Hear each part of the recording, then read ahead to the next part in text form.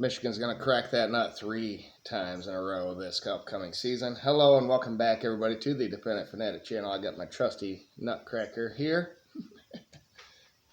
Go Blue first and foremost. Kill the Bucks. Welcome Hunters, etc. In this video, I'm doing my playoff predictions. Who is going to win the national championship? Who is going to win all of the New Year's 6 bowl games? And I know it's hard to explain, but I do my predictions, and then I pick the teams that I think the bowl games, the New Year's 6 bowl games, will select, and then I pick a winner from them. I'm going to give you my last year's predictions first, and then I will get on to this season. Last year, I was 50% in 2022, and my national champion was wrong. I had Alabama. The one team that I didn't have in the playoff, or that didn't make the playoff, I had winning the national championship, so that wasn't going to happen. They did win their bowl game versus Kansas State, completely obliterated them. But 50% in these 6 games, 12 teams. I had 6 of them right. Clemson was 11-2 last season, and they did make it. They went 11-2.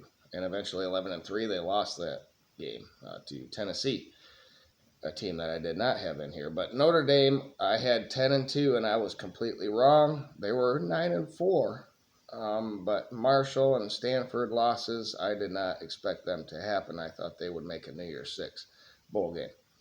Texas A&M, I had in at 11-1. They went 5-7. Now everyone expects them to be great, and I think they're going to go 5-7. I learned my lesson on Texas A&M. Texas, I had in at 11-2. I didn't even realize I had Texas that high, but 8-5 is what they went last season. I was wrong there. Oregon, 11-2. They made the Holiday Bowl. They probably should have been in a New Year's 6, but they didn't. 10-3 was their record. Wisconsin, I had in at 9-4 because I thought they would make the Big Ten championship game out of the West with a bad record and lose it, and the Rose Bowl would take them, but that did not happen. 7-6 for Wisconsin. Houston was my group of 5 team that I thought would be in. Tulane took that, so I was wrong on all of them, but where it mattered, I had USC in at 10-2 in the Cotton Bowl, and they did go to the Cotton Bowl, but they lost that game 11-3. In the playoff, I had 3 of the 4 teams. Michigan, I had 13-0 last season, and they went 13-0 and lost in the playoff. Georgia, I had 12-1. They went 13-0 and eventually 15-0 and won their second national championship. And I had Ohio State in at 11-1, and they went 11-2 after losing to Georgia in the playoffs. So I had 3 of them 4 right. Alabama, like I said, was the other one. I had them going 12-1. They went 11-2, but them 2 close losses to LSU and Tennessee cost them a playoff berth. The 6 teams that made these major bowls that I thought wouldn't were TCU. TCU made the Fiesta Bowl and won versus Michigan 51-45. Surprise team. Tennessee made the Orange Bowl. Tulane beat USC in the Cotton Bowl 46-45 in a classic. They were the G5 participant. Penn State beat Utah in the Rose Bowl 35-21. Utah made it. Was another team that I didn't have in. I was wrong about both of the Rose Bowl teams. Kansas State made a Sugar Bowl and got destroyed by Alabama, like I said, 45-20. So going into this season, I'd like to do a little bit better, and I've done a little more research. And, coming off last season, though, real quick, Michigan wanted Georgia the year before. And TCU was placed in front of us. After the year before, where Michigan was humiliated by Georgia, they wanted them so bad, and TCU was placed in front of Michigan. So, they thought they could game plan for Georgia probably more than TCU, in my opinion. The problem was TCU had a different idea. They were out to win that game. They didn't care what Michigan's future holds. And then Georgia sleptwalked through Ohio State because they saw that what Michigan did to Ohio State. And, they were expecting it to be easy. That's why it was a shootout. I believe these two thought it would be easy. And they were expecting to play each other last year, Georgia and Michigan. Um, Georgia, and then when Georgia made the national championship game, it was versus a worn out and battered TCU. The game was over at that point, 65-7 or something, was it? I think Georgia and Michigan expect to play each other again this season. Will they, though? I think the playoff field will be better this season and maybe less familiar. Maybe not two Big Ten teams, not two SEC teams. Stay tuned and find out. Here we go. In the Fiesta Bowl, I think a G5 member will be placed here. Give me Boise State or a Mountain West program, maybe San Diego State, to be the representative for the G5 to give the West Coast some love. The AAC with Tulane I think is losing some players from last season when they beat USC and others. And the ACC is a pretty tough conference. They might have 2-3 losses. The group of 5 member that will be invited will have the least amount of losses probably. I don't think they are concerned about strength of schedule. Give me a Mountain West team. But the problem is they'll have to play number 5 in the nation at that point, which is Alabama. I think Alabama goes 11-1. And they would be the first team in if the ACC, Big 12, Pac-12 champions all have 2 losses or more. But they get left out yet again. This time Alabama will have a better record, but still left out. I think the rest of the conferences at the top are getting better and trying to emulate the teams that are winning. I'll list them here coming up. Florida State. I think they go 11-2, and they go to the Orange Bowl, and they will play Ohio State, who will go 10-2. Give me Florida State with their 85% production coming back and Jordan Travis. I think they beat Ohio State.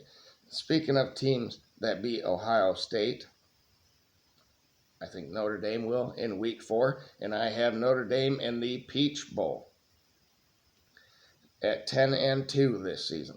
And they will play LSU, who I think will go 11-2 and lose the SEC Conference Championship game.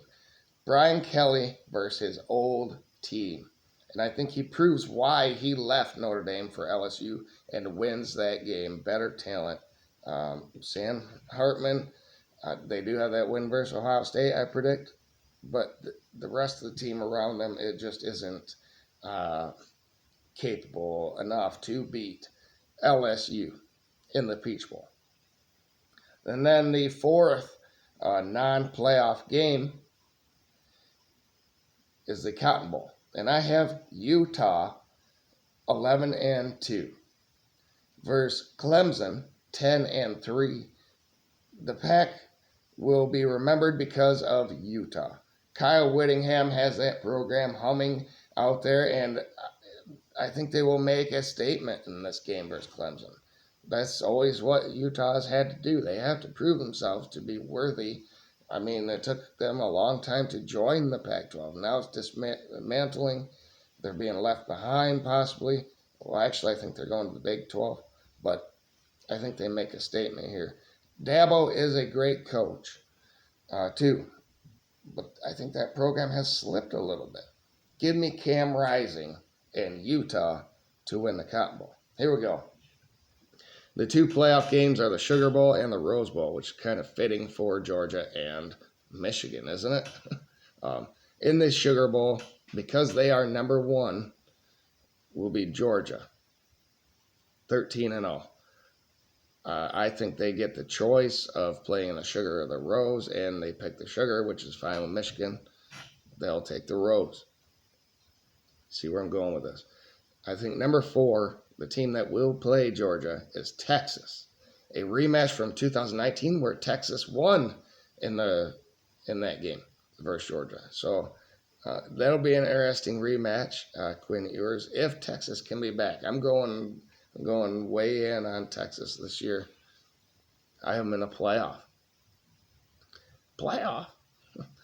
Rose Bowl will be number 2 Michigan versus number 3 USC.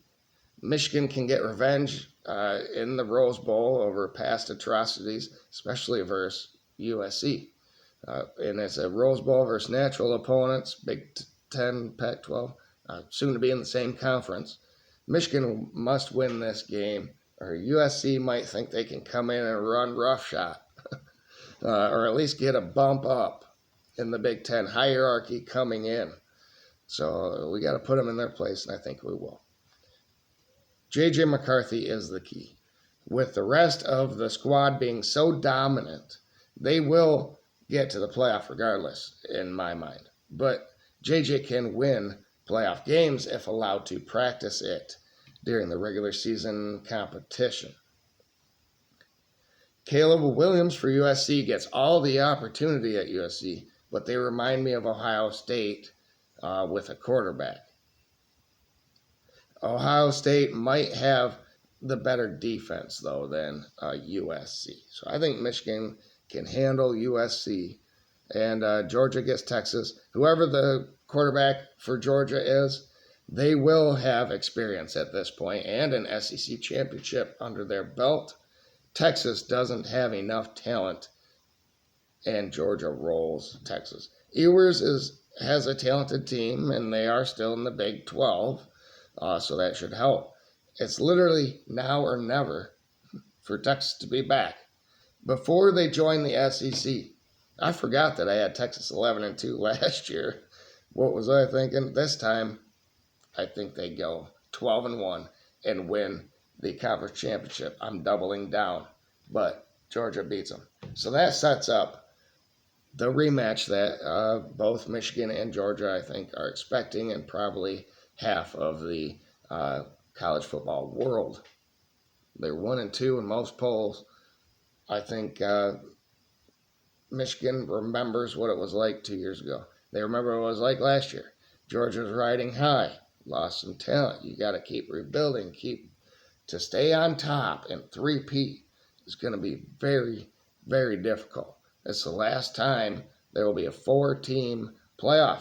We're going to expand. Conferences are going to be different. Give me Michigan. Give me JJ. Give me Blake Corum. Give me Donovan Edwards. Give me that offensive line. Give me Colston Loveland. Give me A.J. Barner. And the defense. Defense is going to be equal, if not better, than Georgia's. I'm saying it. So, last year I had Michigan losing to Alabama in the national championship. This year I have Michigan beating Georgia in the national championship and shaking the monkey off the back of Michigan and the entire Big Ten conference. So there you have it. And it all starts with chopping that nut. Chopping that Buckeye tree. So there you have it. Michigan's going to be experienced, talented, and they are going to rely on JJ. I think they will embrace JJ as a runner and a passer. They have to. That's what wins. Jim Harbaugh knows this. He's improved every year. He's changed something different to make Michigan the best team in the nation. And we've been on a precipice the last couple of years.